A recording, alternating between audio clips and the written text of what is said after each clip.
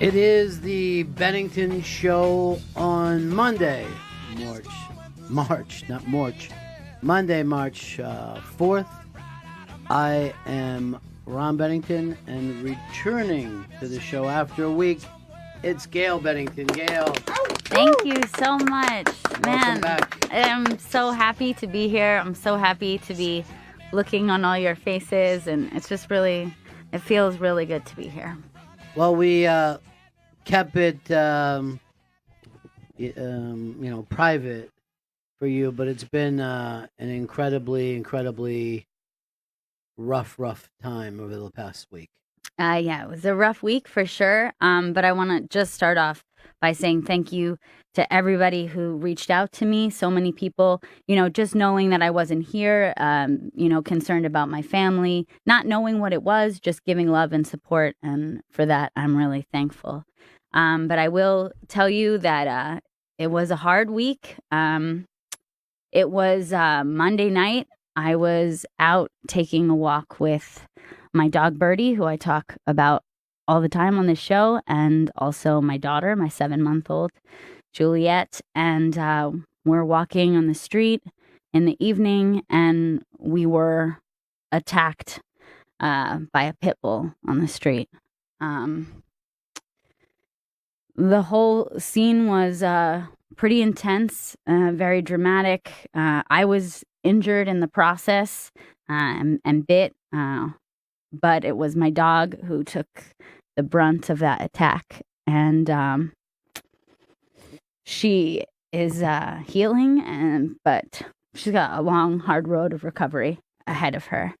But I can tell you that it was a pretty scary situation, especially because my baby was on me, on my body, and a carrier. And so when I was trying to free myself, free my dog, my hand was clamped, and this dog's mouth bit down specifically on my thumb. And with one hand in this dog's mouth and the other on my baby's head, just trying to hope that this dog does not turn its bite on me, on the baby. Meanwhile, thinking that it was going to be my dog's last moments. It was pretty horrible. This was a vicious pit bull. I don't know whether you know, but was it like trained to do this?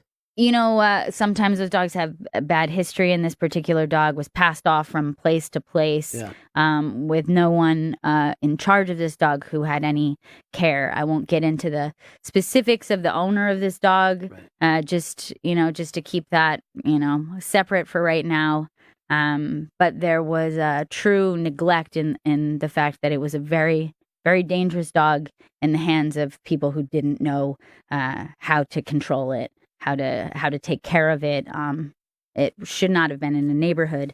And it wasn't until a day or two later I found out from my neighbors that this dog had obliterated a cat like days before. Mm-hmm. So there's certainly some evidence that everybody knew that this dog was pretty dangerous and not able to be controlled.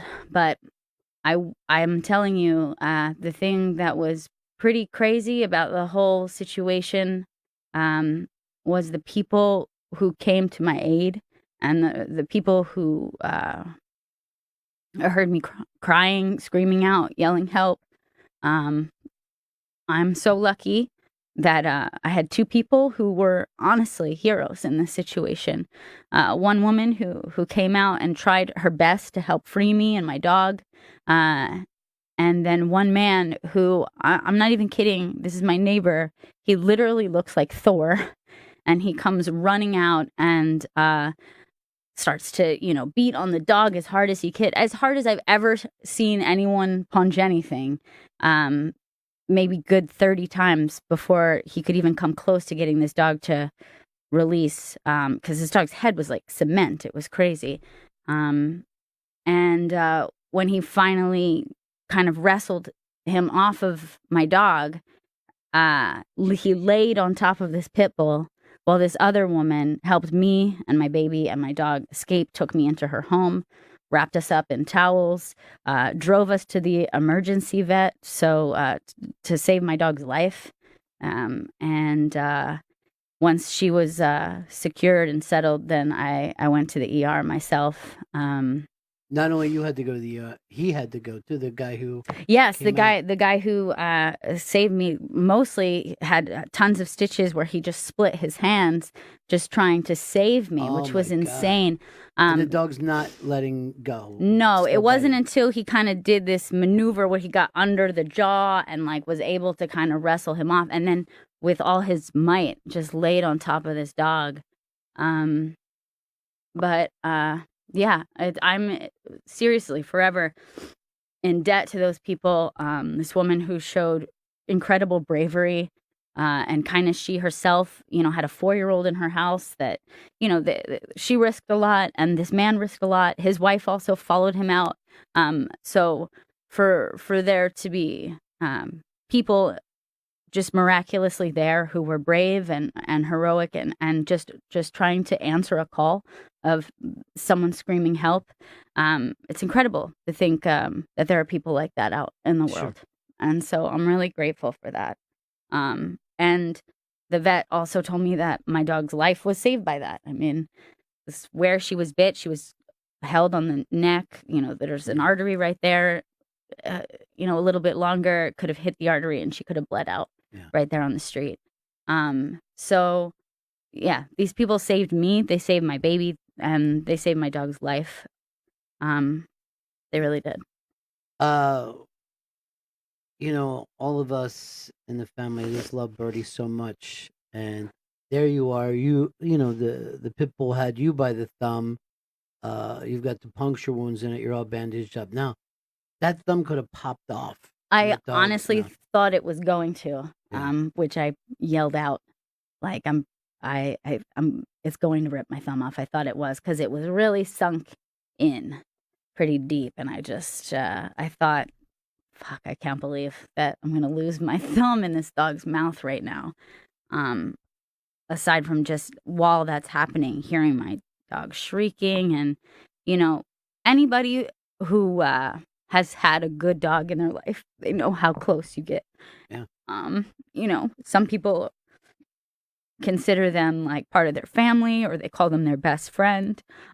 This dog is like everything that's good in the world. She's just got this great heart, and she's really part of my family. And so for her to have to suffer this way is really difficult. But I am lucky that she's alive, for sure. It's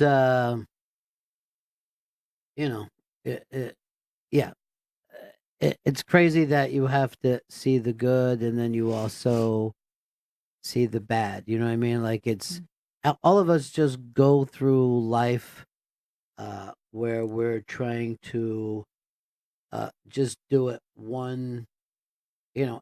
Life is dull, or you're watching TV shows or whatever, and then you get those moments, and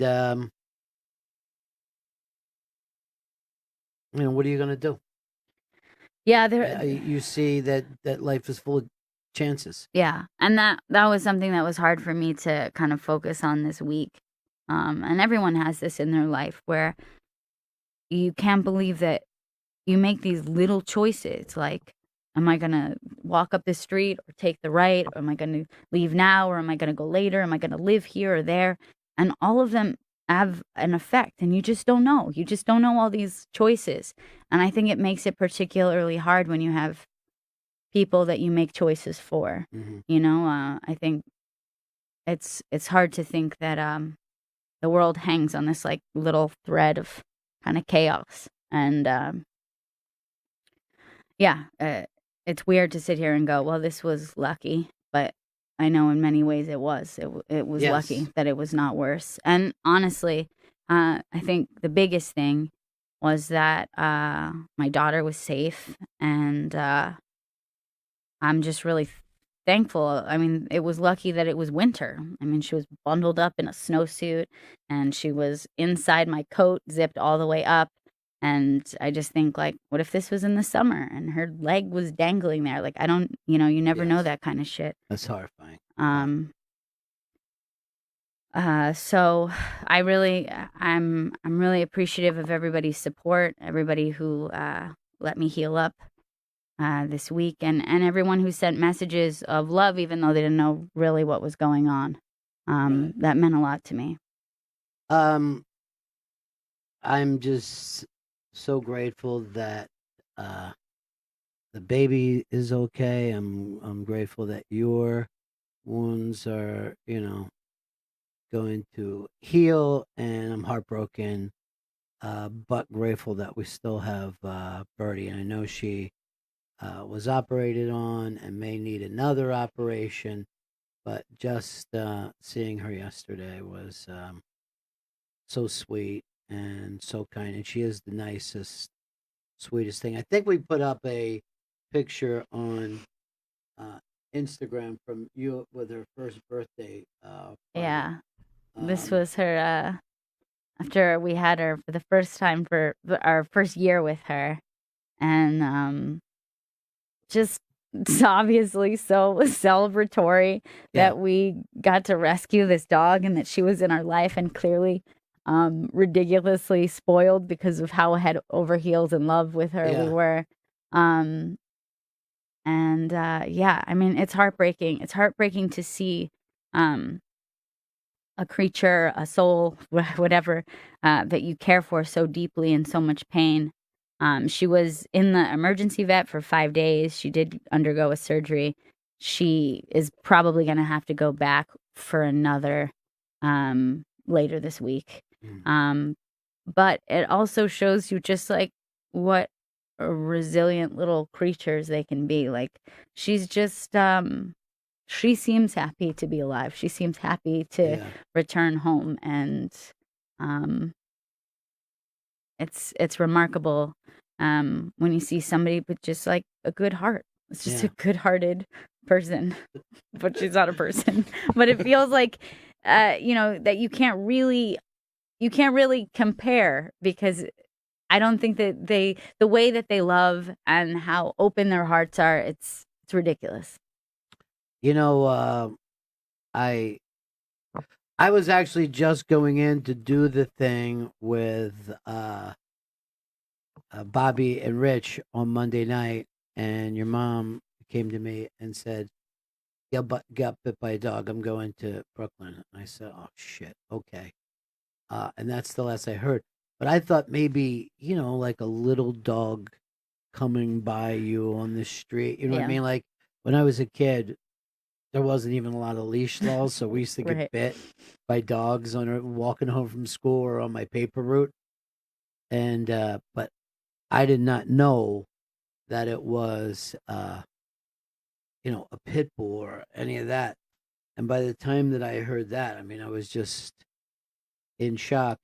And then I saw the pictures that you took, and the fact that it was worse than I imagined. Yeah, I won't. Yeah, yeah. How extensive her injuries are, it's heartbreaking to see something like that. And to know that that dog had you in her mouth, your thumb. Yeah. In her mouth. It was just. And I look over, and there's Chris and Vito, and obviously they don't care. They actually made those guys sit there when I was getting details. They would not even. We're doing a Patrice thing, and they just let them sit there. And then I had to come back and hear stories about Patrice, rather, you know what I mean? Why I stared at those guys, why I stared at Bobby and Voss. We also have to thank, for being so understanding, Jim McClure. Yeah, absolutely. It really showed so much kindness to me and my family, and was checking in, and I really appreciate it, and really thankful for that dude today. And you also have to, and Jim had brought this up, trauma is a very strange thing. You know what I mean? You should, even if you don't feel like seeing somebody now, you should, because you don't want to lose that thing that life you mean like that life isn't scary every moment. And that's what Right. happens after something really traumatic happens. How do you get back to trusting the universe? Well, anytime something traumatic happens to you, it just feels like, the seams have been ripped open and you go, is everything possible? Is every horrible thing possible Right. at any given moment? And when will be the next time that I feel like this? And that's that kind of post-traumatic thinking. Right. That your nerves are so exposed, and it really takes a bit of freedom away. Anybody Yes, who's 'cause ever been you love your neighborhood. You love all right, it's and the freedom, to walk down the street, to Yeah. walk your dog, to go out with your baby. These are things, that we do during a day, and when you experience trauma, it becomes difficult. Anybody who's ever survived a car crash could tell you the first time you get behind the wheel again, or the first time you're even a passenger in the car, it takes time and adjusting without all of those things coming back to you. Yeah, I was just watching that thing in Alabama today where the tornado just came out of nowhere and killed all those people.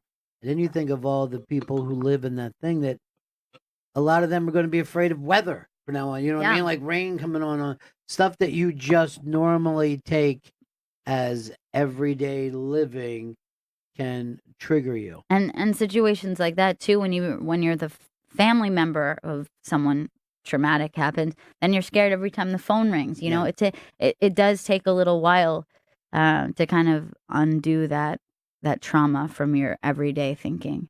Yeah. It takes a bit. You know what's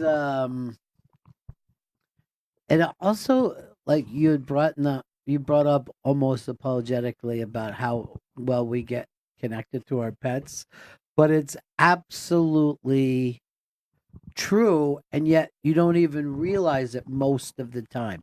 You don't realize most of the time that you're considering that a family member. Yeah, You know? and they're so intertwined with your life. You come home and they're the person who's happy to see you, and they're like, they love you unconditionally, no matter how bad you fucked up at work, or you fucked up your last relationship, or you said something dumb on Twitter. This is your dog loves you and thinks you are an angel and a savior, and it's amazing to have that kind of unconditional love, and in turn you need them so much. And for me and my husband, we've gone through so many changes in the last 6 years that we've had her. When we were first together and a young couple turning into, having a baby and a new life. And so she's really grown with our family, and really kind of almost that test of your love, right? Like that kind of happens with a dog and a couple, where you're like, hey, let's learn how to be responsible and care for and love one thing together. And so it really can make your family stronger in that way. Remember you learn each other. Yeah. Remember when I tried to talk you out of getting a dog? Yeah. I'm like, you don't need a dog. And then because she was a rescue dog, it took her like a long time to really warm up to anybody but you. So I remember like the first time that you left her with us for a weekend, she would just lay next to the door and stared at the door all weekend long. It was just so sad and sweet. And then finally, like she got that she would, that there was another safe thing. So when I went over, it was after she had got back from the vet, and she's just all wrapped up and stuff. And if I showed you the staples and all that are in her neck, it would just break your heart. So she has to go through all this thing. But when she sees me, she forgets all that, tries to like he's here. She does that he's here thing. And then when she always would get up to hug me, we're going, no, no, no. And I literally like went and laid down so that she wouldn't try to get up into my arms. And then she just comes over and licks my face. And I was like, I don't think she did this for anyone else in the family. She really didn't. Like there was a very... We were all so surprised. By far, she was happiest to see you. By far. And I wonder if she thought, if he shows up, it must be bad. Am I okay? But she was so sweet. I will say of your connection with Birdie that you really fell in love with her and are so crazy about her.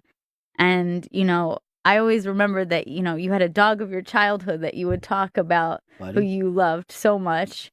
And it was somewhere through my childhood that I realized like that you had kind of vowed to never love another dog. Because I had another dog. We had a childhood dog. He just was like, I don't know about this dude. I'm Yeah. not crazy about him.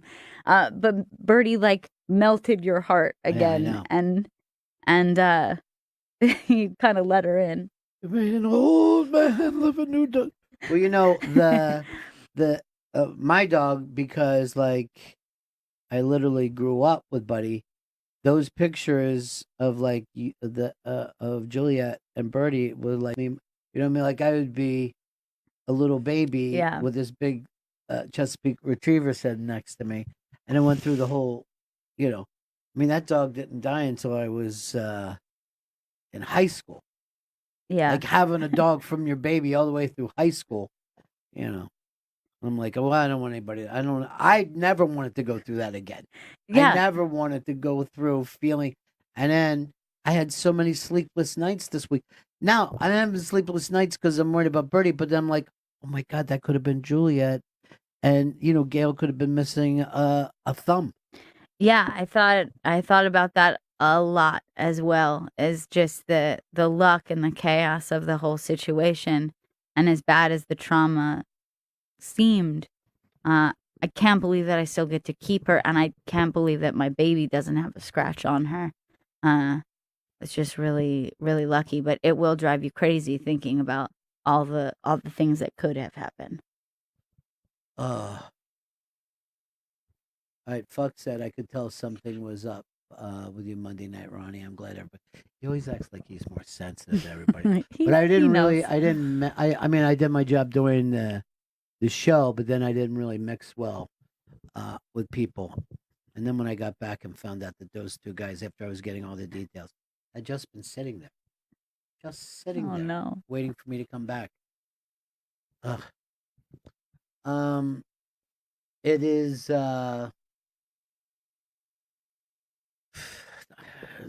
Life can be so cruel sometimes, and then it reminds you that life is okay and good and better than we give it most of the time. Like a lot of times when you think, oh, what is going on? Just the fact that there isn't tragedy and chaos and, confusion, we should be more grateful for that. But I know I didn't sleep all week because images were entering my head. Yeah. And most of them were what could have been. Also, I was getting sounds. Yeah. And just yeah. Those sounds had to be horrific. Yeah, that's probably more than the visual, because I feel like so much happens with your adrenaline when something like that happens, but I can still hear everything, but a lot of what things look like are blurry and weird. But I focus a lot on the sound of her in pain, the sound of my panic and screaming for help. I'm just worried about, my baby hearing all that inside my coat, I know. just being a 7-month-old and not ever having heard trauma before. Right. Except for that time I couldn't get the ball game on your TV. True, that was pretty traumatic. I was yelling out, why wouldn't anybody have all of the football channels? They sell them all. So glad that you are back and, hoping everything goes well with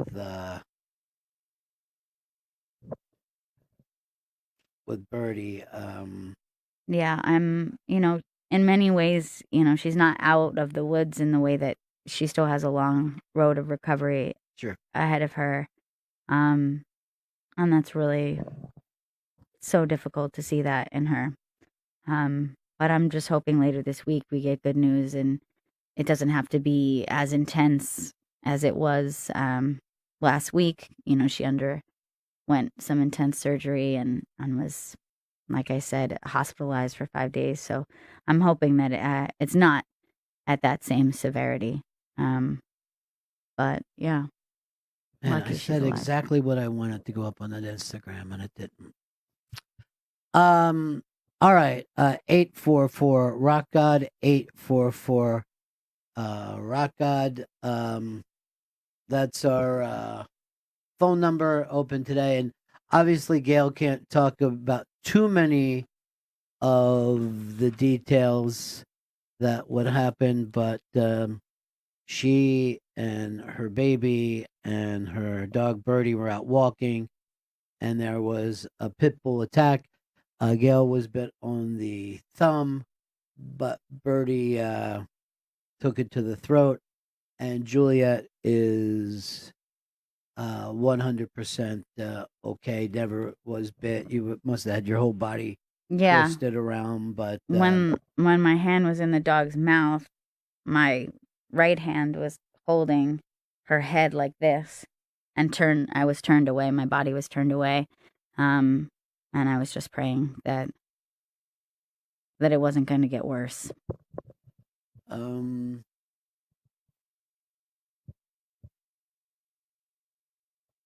right, Maureen just wrote to us about one of her daughters was attacked when she was 8. It's been a life-changing experience. We never look at dogs the same way.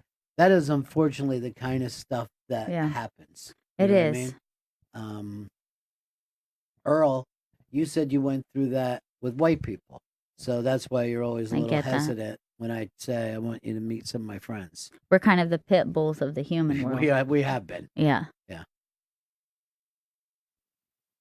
You can't even answer back. It's still. I tried to do a little joke, and you weren't in the mood. No, I mean, I've had moments where it's been exactly that, where you're kind of like, wait, I'm just kind of here. You know what I mean? I don't know what you mean. Well, just the whole idea of being judged. Okay, you're a little bit in shock, buddy. Yeah. Well, it's dramatic. I get it. Chris, did you go over and see Gail and check in? I did not see Gail. I texted with Gail. We did text. Oh, that was nice. Voice calls. There were. You did give me a voice call, which Very I know is big for you. And in modern day age, well, thank you. I was very concerned. It's awkward for people of your age to call. Yeah. And what about little Vito? Little the Scarecrow. I guess you missed him. Yeah, I missed him most of all. My little buddy. I did get some very nice text messages from Vito and true concern, and that more was than Chris. Yeah. Probably more text from Vito, but more voice calls from Chris. So I don't know how that balances out for you. Isn't every call a voice call? Well, I thought that's what the kids were saying. That's what he said. It's really a quote. How you doing, Vito? Doing well. Stuff like that's pretty. I don't know how to handle stuff like that. I was just trying to text and check in. Yeah. Here's what none of them have been at moving this along at all. But Pit Doc came in, right, this week and brought us some lunch, Popeyes, to be specific. Damn. And I missed that. Yeah. It's another trauma now. I will say this, better than I thought it was going to be, worse than everyone else thinks it is. But then he had some treats for Birdie, and then he's like, this is for the one true Bennington. And I'm like, thanks. Heart of a champion. That's how I felt. Oh, the heart of a champion all week was in my mind. She really does. It doesn't matter who she's most excited to see, but that turned out to be me. It was you. And we were worried that she was trying to jump. I know. It was the first. Her throat's gone and she's trying to jump. It was the first time. She's actually been really good at healing up. Not that she was ever a particularly active dog. She really enjoys the finer things. She's a dog who was rescued off the street, and I think she really knows it. She does not. Might as well live it up now. Yeah, she enjoys a nice couch sit. She enjoys a nice treat, but she's really been taking it easy, and you can see her body knows that she's supposed to heal. But all of that went out the window when she saw you, and she just left into his arms, and we actually had to hold her down and be like, I know we're all excited to see him. We're all excited. And that was also that other thing too, where she wanted to go tell everybody who was already there. Yeah. Guess who's here? He came to see me because of the whole neck thing. It was so heartbreaking. It really is. Brad, what's up, buddy? Hey, Ron. Hey, Gail. Hey, everybody. Hey. I just heard the story, and I put a quick post on Instagram about how hearing Gail describe this horrific attack was like listening to a member of my own family, and you guys have become family, and I just really wanted to send my thoughts and prayers to Gail and Birdie, of course, and the baby, and this is just such a horrible thing. I'm sure you can't speak about the legal part of it, but something's got to be done where people are safe on the streets, and I just hope that Birdie heals, and God bless you and your family. Thank you so much. That's so incredibly sweet. And you feel that way, and I feel that way too. I really missed everybody this week, being able to connect to everybody, and I was looking forward to being better enough to talk to everyone and tell everybody how she was doing. Yeah, you were in really rough shape last week, and not that you're 100% now. Here's a sweet thing I got from a kid named Adrian. He's 17 years old, and he said, "I'm reaching out to you because my dad's birthday. He's going to turn 50 on the 3rd of March. That was yesterday, right? Yeah. So he's 50. That's a rough one. I'm not looking forward to that. But he's been living in France for more than 20 years. Always been a huge fan of the show. And as his son, for his birthday, I wondered if during your radio show you could possibly give him a shout out for his birthday. His name is Charles Lyon. That's from his son, Adrian. Not only will we give him a shout out, but I personally will come visit him in France and stay with him. Oh my goodness. During what I call the wine season. Congratulations, Charles, on both your birthday and getting a guest. Now, wine season is the season that I'm there. No matter what time of the year that is, it becomes wine season. And I'm old school. When I finish a bottle, break it wherever I am. That's cool. I just crush it down. Even at a restaurant? Doesn't matter where I am, Chris. Oh. Not at all. It's wine season, damn it. We're going to enjoy ourselves. Every day's Wine's Day. Yeah. Hey, Jay in Texas. How are you? Hey, I just wanted to say that I'm glad Gail's back because the show got really, really dumb while she was gone. You have two flat earthers now. Yeah. It was a particularly dumb week. And I didn't even tell you about this, Gail, but later in the show, we're going to be judging jingles that each of the boys have made over the weekend. I haven't heard them yet. Well, this is exciting for me to come back. I didn't expect such a wonderful gift to hear your jingles. We were stretching quite a bit, stupidly stretching. So, by the way, there are little pictures of Birdie up on our Instagram. And that is just from the first birthday. And that's when we used to call her the Wes Anderson dog. And now she's wearing one of those lampshades over her head so she won't get at the staples in her neck. She's wearing the lampshade. She's completely bandaged up around her neck, throat. It goes across her body. So she's looking pretty rough. So we thought we'd go old school with this photo. The other thing that happens when there's something traumatic is like everybody in the family always pulls together, which is it's weirdly nice. Yeah, in the middle of all the bad stuff. Honestly, I'm very lucky to have my family nearby. Everybody, came over. They helped out. My mom came and took my baby home so that I could go to the hospital, so I didn't have to go to the ER with a baby. And my brother sat in the waiting room at the vet while I waited, and everything my family has done is just tremendous. I honestly couldn't have got through that week without their help. You know, I mean, you can't count anything yet because she might have to have more done. I never thought we were going to get any kind of news that she was going to make it through that night.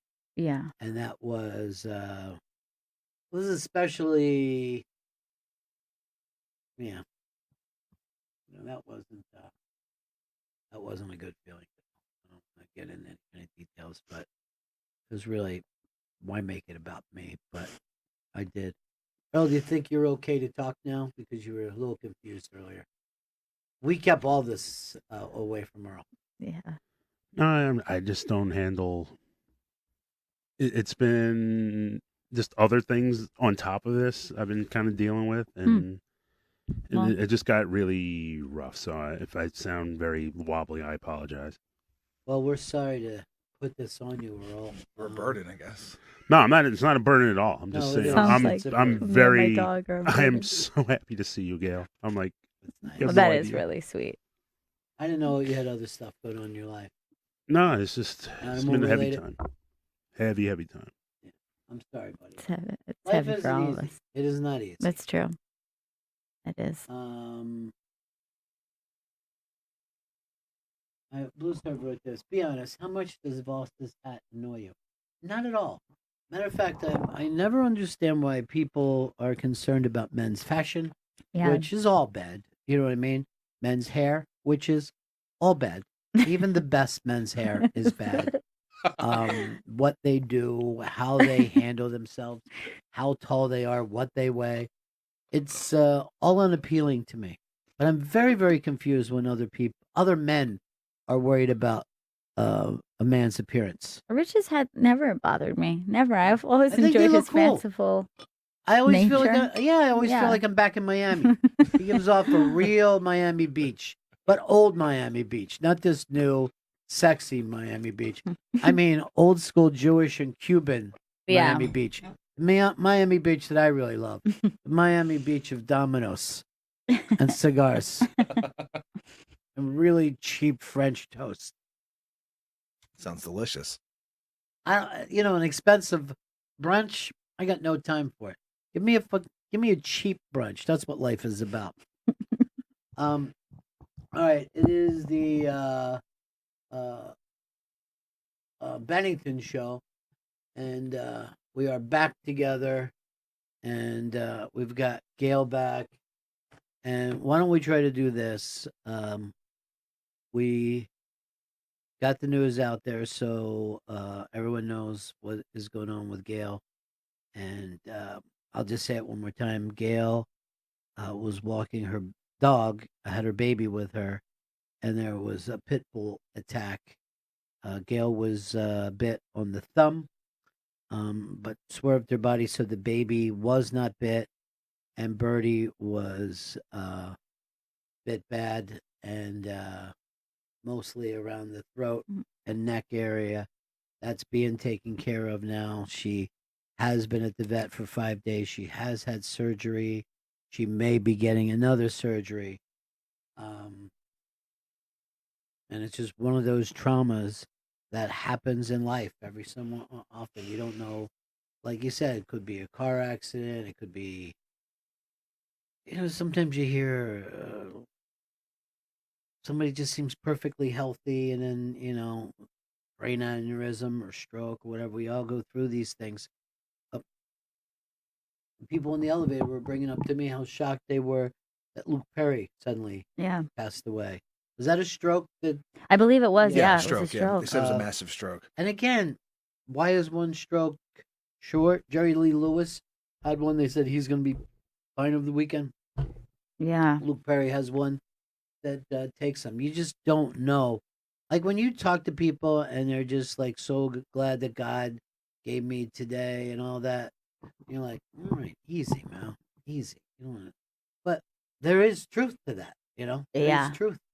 And it is hard to see when you're in the middle of some tragedy in your life, or even if you're just going through a rough patch in your life. It doesn't always have to be so dramatically trauma. It is hard to kind of lift your head up and go like, okay, I have this in my life. This is still intact. This is okay.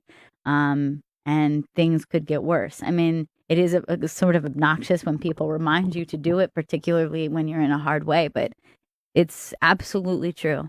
It's absolutely true that you have to kind of take stock and feel blessed at times.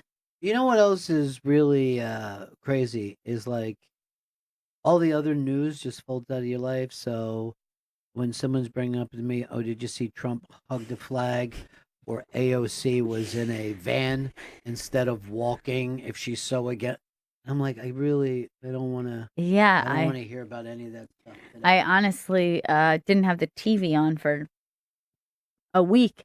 And so just this weekend, I was kind of slowly trying to catch up on news. And I was like, all of this shit changes so fast. What does it even matter anyway? Right. But it is a weird thing. I mean, I even went through this after I went through labor and my daughter was born, that it had been days that I was just like, oh, I forgot news existed. Not just that like Trump was president and things were going on, but I literally forgot that there was a place that I could turn on the television, just see what's up in the world. I forgot that existed because you're just putting out fires of your own life. You're just like basic, human survival is happening right now, and all of that other stuff falls away. Yeah, that's what life was like pre-internet, where you'd find out half an hour a day. Yeah, what was going on in the world. And last night, I was just watching them men on the street asking people what they thought of snow.